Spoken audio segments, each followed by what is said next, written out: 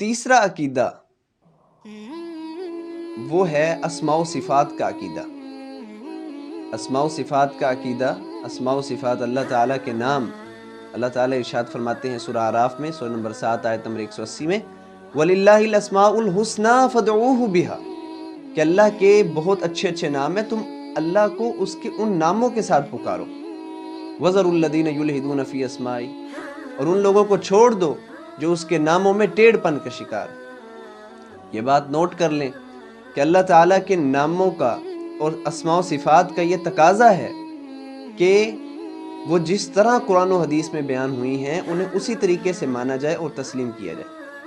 اللہ تعالیٰ کی صفات کو نہ ماننا، سرے سے ہی نہ ماننا، اس کا انکار کر دینا، یہ تعطیل ہے اور یہ کفر ہے۔ اور اللہ تعالیٰ کی صفات کو ماننا لیکن تشبیہ کے ساتھ، یہ شرک ہے۔ اور اللہ تعالیٰ کی صفات کو ماننا بغیر تشبیہ کے اور بغیر تعطیل کے، یہ عین توحید ہے۔ اب لوگوں نے اسماء و صفات کا انکار کیوں کیا؟ اللہ تعالیٰ کی تنزیہ کے لیے، اللہ تعالیٰ کو پاک ثابت کرنے کے لیے، اور بعض نے لوگوں کو سمجھانے کی خاطر اللہ کی صفات کو مخلوق کی صفات جیسا قرار دے دیا۔ لیکن اہل السنہ والجماعہ یہ کہتے ہیں کہ اللہ تعالیٰ کے جو اسماء و صفات جس طرح قرآن کریم میں بیان ہوئے اسی طریقے سے ہی ہمیں بیان کرنا چاہیے، اور ہم تشبیہ نہیں دے سکتے۔ مثال کے طور پر ہم سمع بصر کو ہی لے لیں، اللہ تعالیٰ سمیع ہیں، اللہ تعالیٰ بصیر ہیں، اللہ تعالیٰ دیکھتے ہیں، اللہ تعالیٰ سنتے ہیں، لیکن کیا اللہ تعالیٰ کا سننا اور دیکھنا مخلوق جیسا ہے؟ نہیں۔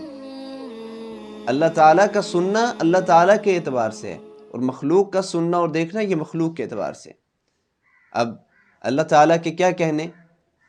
یسمع دبیب النملۃ السوداء علی الصخرۃ السماء فی لیلۃ الظلماء، کہ وہ تو کالی رات میں کالے پتھر کی گہرائیوں میں چلنے والی کالی چونٹی کو وہ دیکھتا بھی ہے، اس کی آہٹ کو سنتا بھی ہے۔ کیا اس جیسی ہماری کوئی سماعت یا بصارت ہے؟ نہیں ہے، ہماری سماعت یا بصارت کمزور ہے۔ اللہ تعالیٰ ارشاد فرماتے ہیں سیدنا ابراہیم کے حوالے سے سورت نمبر 14 آیت نمبر 38 میں ربنا انک تعلم ما نخفی وما نعلن وما یخفی علی اللہ من شیء فی الارض ولا فی السماء۔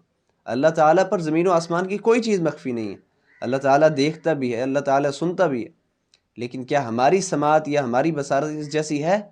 تو جواب یہ ہے کہ ہماری سماعت یا ہماری بصارت اس جیسی نہیں ہے۔ لیس کمثلہ شیء، اس جیسی کوئی چیز نہیں ہے۔ اللہ تعالیٰ سورہ شورى میں فرماتے ہیں سورہ نمبر 42 میں کہ لیس کمثلہ شیء، اس جیسی کوئی چیز نہیں ہے، وہ سمیع البصیر، اور وہ سننے والا بھی ہے، دیکھنے والا بھی ہے۔